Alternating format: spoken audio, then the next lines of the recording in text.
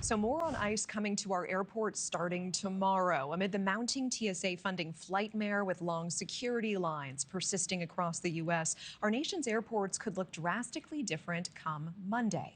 President Trump ready to send ICE to assist the TSA, claiming the immigration officers will do a fantastic job and, quote, the great Tom Homan is in charge. This move comes as TSA call-out numbers are now at an all-time high. Look at the map here. A national average of nearly 12%. Some of our busiest airports, you can see, have an even higher percentage of absences right now. NewsNation's Lia Lando live at Newark tonight with the very latest. And Lia, how are things looking?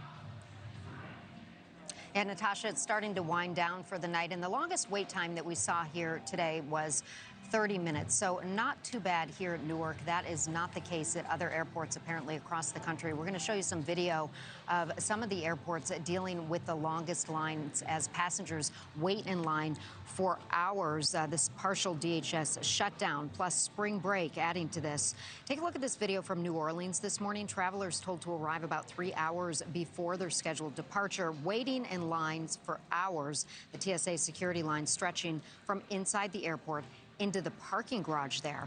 And at New York's JFK, a similar scene, and you see a packed airport. This was about 5 o'clock in the morning. Atlanta, Philly, also long lines.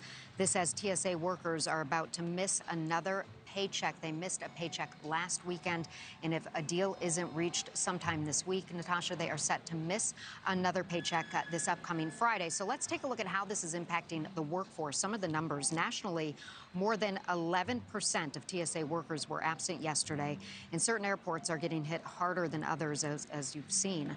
George Bush Airport in Houston down more than 42% of its TSA personnel, according to officials there. JFK here in New York and Atlanta's airport were told both missing more than a third of TSA workers. And President Donald Trump saying that he will send ICE agents tomorrow to help with security screenings at some airports. ICE will be deployed, he says, to 14 airports with some of the worst backlog. The president plans to use ICE agents to help support TSA operations, we're told, including tasks like checking their IDs, monitoring those exit lanes, and freeing up TSA officers to do their other jobs like screening. But Border Czar Tom Homan, he believes ICE agents are ready for the job at hand. However, some travelers, they're not so sure. We're talking about security options, and these officers are well-trained in security, and they're well-trained in identification. And look, we're going to do what we can to help TSA move those people to the line. I don't feel like it's in the best interest of everyone to put individuals in positions or careers or fields that they're not experienced in. Do you think it could maybe like scare anybody? It would most definitely intimidate and scare people.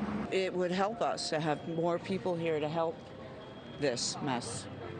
It's not safe to fly.